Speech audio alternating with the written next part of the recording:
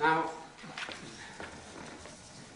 when did the first nations come about? If you read textbooks in sociology, you'll find that many of them now, the most famous ones, say, well, the nation, that is a group of people who live in a large area, but who believe that they are one people.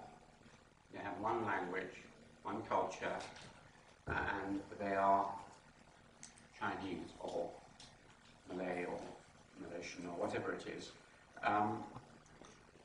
Many people argue that this is a very recent phenomenon, and indeed it is in most societies. For instance, in France, there's a famous book called Peasants into Frenchmen by Eugene Weber, and in his argument, French peasants became French, i.e. they thought of themselves as French rather than Gascons and Lombardians and so on and so on. About between 1870 and 1914, i.e. about 130-40 years ago. And we all know that most European societies weren't unified into nations until the 19th century. Italy, Spain, even Germany. So this has led a number of people, most famously someone called Benedict Anderson, to argue that the imagined community, which is the title of his book, the imagined community, because it's just in your mind, you don't know all these people, you're not really a face-to-face community, but you think that someone right over there in another town is like you in the sense that they are, whatever it is, Chinese or Japanese. That the imagined community is an invention of the modern world. Anderson thought it was the result of printing and capitalism, print capitalism as they called it, and he thought that started in the 16th, 17th, 18th century. Others, like Ernest Gellner, argue that it's the result of the Industrial Revolution. The division of labour of the Industrial Revolution pulled people together. Most of the theories are based on what happened in continental Europe and then applied to other places. And when you turn them on to England, you find that they don't work at all. That England, in the sense of an imagined community, unified by language, law, economy, government, and sentiment, and a feeling of we English, goes back well over 1,000 years. It's very easy to argue that it is there present in the late Anglo-Saxon period. And indeed, the first great history of England by Bede was written in 731 AD. That's 1,400 years ago, roughly. And it was called The Ecclesiastical History of the English People, or Nation, Gentis Anglorum. He thought of it as the English people. And so it's a very old nation state you're dealing with here. Other examples are usually small countries like England on the edges of continents. So I think that to a large extent Japan was also a nation state quite early on. It had a sense of we the Japanese in reference to China and Korea and so on. But also within Europe, places like Holland, Sweden, Portugal had quite early nation states, but not as old as England. This imagined community idea has been developed by anthropologists and others to explain the nation state.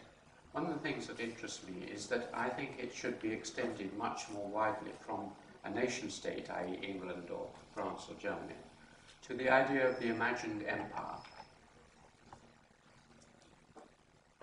The English, through a number of devices, particularly the one I mentioned, which is education, they taught young English people to imagine themselves as part of a world empire. They carry, when they go abroad, when I go abroad now, and when my ancestors did the same, they carry their country everywhere. Now, of course, overseas Chinese do this and everyone else does it too. but gradually it fades away. Second generation immigrants into England are often very, very English. But the English kept sending their children home, so the imagined community was refreshed by this process. What you were learning at school was to recognize the symbols, the imperial symbols, the ways that you are linked to people. So I hadn't really realized this until recently, and I looked at my schooling as I'm doing. But when I was learning all the things at school, I was learning the mottos, the proverbs, the music, the art, all the ceremonials and activities in the school were indirectly teaching me what it was to be English, so that when I went abroad I would still remain linked to all these other people in that same situation. I would feel we and they. I would have the habits of the heart, as it's sometimes called, of being united. Looking at my parents' letters, for example, from India to me, the discussions there are about things that join us over those thousands of miles between India and England. They talk about the cricket matches, the football matches, the Queen, the ceremonials and festivals. Are you having a lovely Christmas? What about your Easter eggs? What about who won the boat race between Oxford and Cambridge? We felt linked together by many, many little bands of this kind. And this is what our schools were teaching us. When a Scotsman, a famous Scotsman in the 18th century, was writing a book about England and other things, he was very critical of the English public schools, like Eton, for not formally teaching the children in those schools to be patriotic, to be loyal to England. He said, they should have classes on to be British. But he didn't really understand, because we were being taught this, but in a much more subtle way, and I'm sure it's happened to you in China. You have the flags, you have, in the older days, I don't know if you still do, the picture of Chairman Mao, etc., etc., or your present Prime Ministers, and so on. You are being taught these symbols. And this would be interesting to know how it is with you, because we were being taught it through particularly two things, literature and history. We were taught at school, and almost in all schools, the great tradition of English literature. We were taught that it starts with the Anglo-Saxon Beowulf, medievals, Gawain and Chaucer, 16th century, 17th century Shakespeare, Milton, the Romantic poets, Wordsworth and Coleridge, the great novelists, Jane Austen, Charles Dickens, and through to the 20th century. It's a great tradition of writing, of poetry, novels, and other forms of writing, which we would carry in our heart right through our lives. This great tradition of writing was doing what, in a literate society, what myth does in societies studied by anthropologists. The greatest writer on myth, David Strauss, said that the purpose of myth is to make explicit innate contradictions, things you cannot resolve about your culture. So in tribal societies, it's about where human beings came from and the difference between men and women, things like this. And the great literature of England is about these irresolvable things, the intractable contradictions of a divided and uncertain modern world. Because this I'll be coming to more later. Modernity is not a happy condition. It gives you many material things, but it separates and divides your life, and it poses as many problems as it solves. And these irresolvable problems are reflected again and again through our literary tradition. One of them is, do we have free will? Can we act alone and on our own thoughts, or are we predestined to act in certain ways? And much of our great literature Shakespeare, Milton, Hardy, is about that. There's love and duty.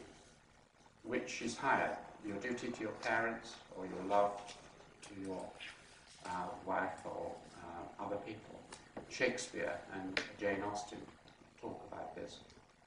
Social class and social conformity is a great theme in English literature, from Swift and Pope through Jane Austen, Oscar Wilde, Bernard Shaw. What is extraordinary about this literature, I find, and I still find it, is that it's still alive today. People still flock to go and see plays by 16th, 17th, 18th century playwrights in England. And they still read 16th, 17th, 18th century poetry. Because when you read it, it doesn't feel old. It feels modern, because they are talking about modern things, about love, duty, death, life, social class-like things. And they're talking about it in a modern way. They're talking about individualism, Robinson Crusoe. They're talking about the profit motive. They're talking about conformity. They're talking about gender oppositions. They're talking about loneliness. They're talking about humour. The jokes still are alive.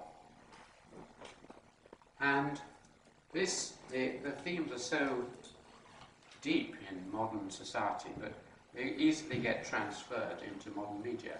There's a very important cult series, or there was, on American television called The Wire, which I haven't actually seen, but apparently those who've seen it says many of the themes are actually from Shakespeare. They cover much of the same ground.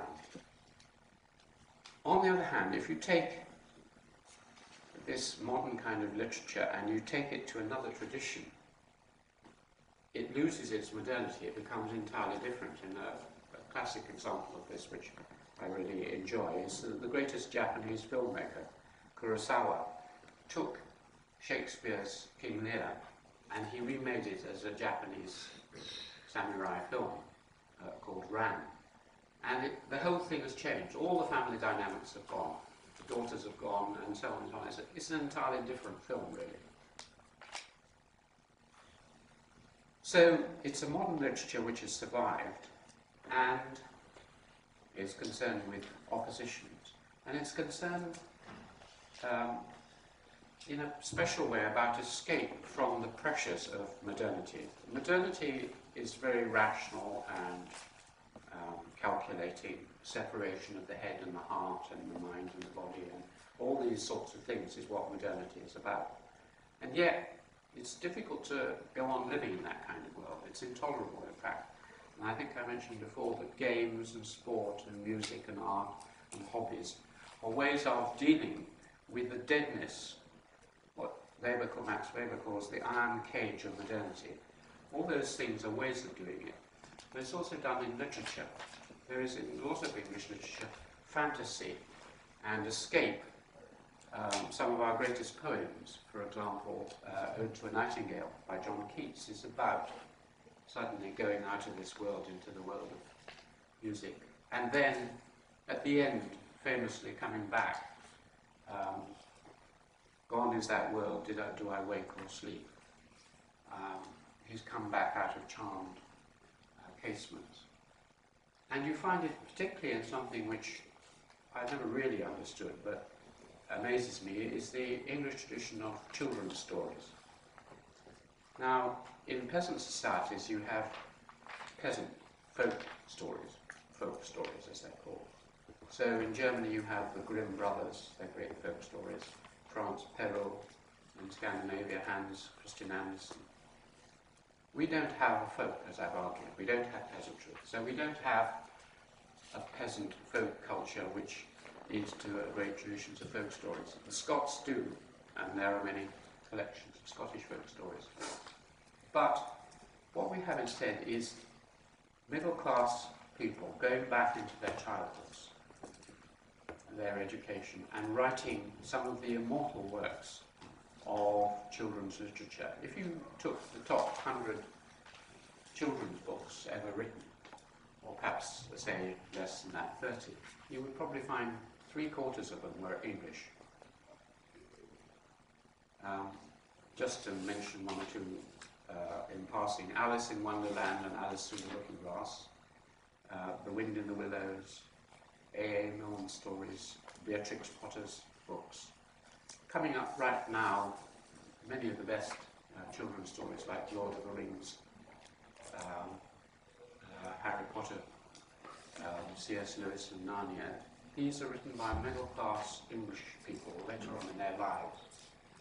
And it's a peculiar sort of thing to do, to spend when you're a famous academic like Tolkien or C.S. Lewis, to spend your time, or a mathematician like Dodgson who wrote House, to spend your time escaping into these worlds. But in these escaped worlds, you can live out in fantasy and unite things, or play with the contradictions. Alice in Wonderland is all about the contradictions of capitalism.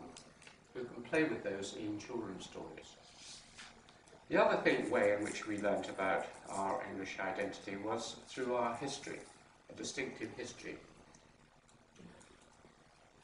It starts with a Bede, as I mentioned, in 731, who is writing about the history of the English nation, or people. And then we have a very, very strong historical tradition, which is sometimes called a Whig interpretation. Whigs were a political party who were very progressive and who believed that everything was getting better and you should keep along this path. So it's a kind of progressive view of history. The past was backwards and we're moving like evolution. And the great writer of Whig history was Lord Macaulay in his History of England, who told the story of English history as evolution, progress, development. The stories were often told, and these are like myths in oral cultures. The stories were often told of how we were once English, but very rough, and it was the Dark Ages, and people were brave, and so on. But gradually they were made more modern and enlightened and polished. And gradually the original inhabitants, the Anglo-Saxons, were joined by other people, the Vikings, the French, the Huguenots. It was a continuous history. This is what I was taught at school, that there had been no break. And that as a result, the present, can only be understood by going back into the past. When I went to my boarding schools, we would start history over 1,000 years ago with the Anglo-Saxons. I did it twice in my two schools. You would do the Anglo-Saxons, the medieval period, 16th, 17th century, 18th, 19th. You would tell the whole island story twice. Now this is faded out from our schools now, but this was the background to the education of many of the people who went out to run the empire. And we were taught at school that we lived in an old country. In an old country where to understand anything you had to understand its roots. You had to understand democracy by going back to Magna Carta and before. You had to understand our religion by going back through the history of English religion and the church. If you wanted to understand our landscape and enjoy it and travel around England, you should understand something about the agricultural and economic history of our country. If you want to understand our modern art, you have to go back through our art systems. So we lived in the present, but also were very interested in the past. And this is the last point I really want to make, which is that there is a very paradoxical attitude in England towards the past and the present. On the one hand, we believe that we are living in an old country. It feels old. The buildings are old. The traditions look old. We believe there has been no revolution in English history. At least I believe it, and many people believe that. 17th century revolution was not really a revolution. We feel a link with Chaucer, Shakespeare, and people before that. So we've never had a break. This is maybe a great difference with you. China keeps having these great sharp breaks, as do France, Russia, most societies, where everything has changed, at least for a while, by a revolution. We've had a continuous evolution. So we felt a deep tie up to the past. And so we really like old things.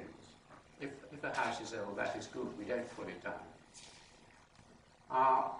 We're filled with memories and nostalgia about the past. That means desire for the enjoyment of the emotions of the past.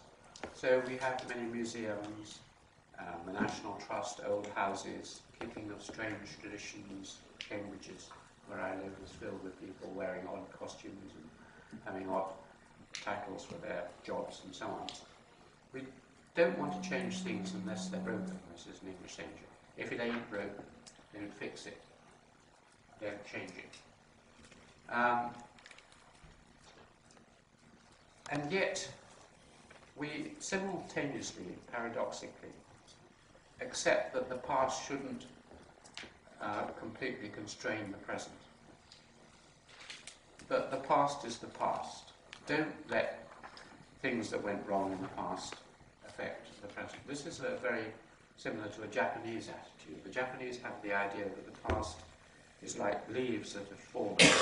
Once they're fallen, they cover over things, and they're underneath.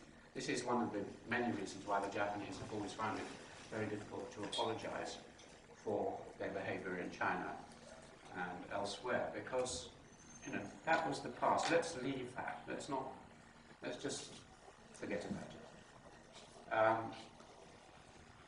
Let the dead bury their dead, as Jesus Christ said. That's their business. We have to live into the future. In a way, we look on the past as like a football game.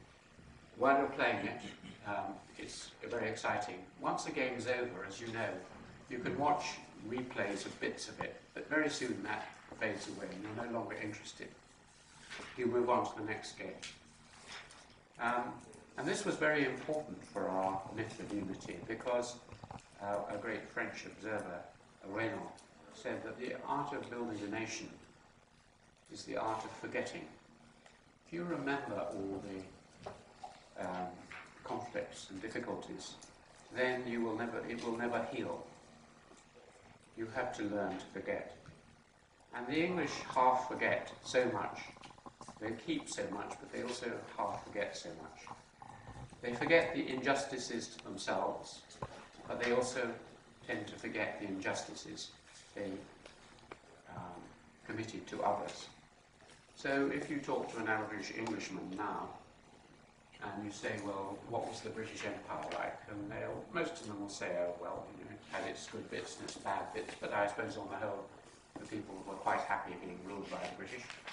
And then you say, well, what about the Opium Wars in China? Opium Wars? What's that? What about the slave trade? Oh, yes, well, that's a long time ago. What about the famines which the British created in Bengal or Ireland? No, I've never heard of those. It's all the past. Let's forget about all that. On the other hand, in many societies which have a very strong oral memory and tradition, you don't forget those things. For example, even near England, in Scotland or in Ireland, different traditions, Celtic peoples, they tend to remember. For example, a visiting Scot in the 18th century observed the curious patriotic sense of history of the Scots as opposed to the English. He says their strong, exhilarating association with battlefields on which the conflict terminated more than 600 years ago, Bannockburn or whatever it was, they remember the past battles. And the English, like myself, always find it strange that the Northern Irish should still be having tremendous processions and rallies and arguments about the Battle of the Boyne. I mean, that was a long time ago, 300 years ago. Now, America is a country which faces forward. It remembers the past a little, but it's a future-oriented society. England is a hybrid case. It reverences and tries to preserve the past, and is in many ways a vast museum of the past. Yet it is also systematically and successfully forgetting the divisions and conflicts. So that when people come together in one of our national moments of unity, which I'm sure you have in China, we have very symbolic moments. For example, Remembrance Sunday, when we remember the dead of the two world wars, or in the carol service that is sung at Christmas in my chapel in King's College. In those moments when all English people's thoughts go to a particular event, all those disagreements and oppositions are placed aside, and we unify in what is one of the most characteristic features of the English, which is a sense of loyalty and national pride. So, while modernity separates and divides and makes us all into lonely individuals of the Robinson Crusoe type, it also forms us into new communities. And obviously the hope for the world is that your great nation of China will learn to have this unity, which it has to a large extent now, generated out of a mutual shared trust in other people, and that this feeling will spread over the whole world, so that the imagined community which started in one village, spread to one region, spread to a nation state, spread to the British Empire, will end up as an imagined community of human beings living on this lonely planet.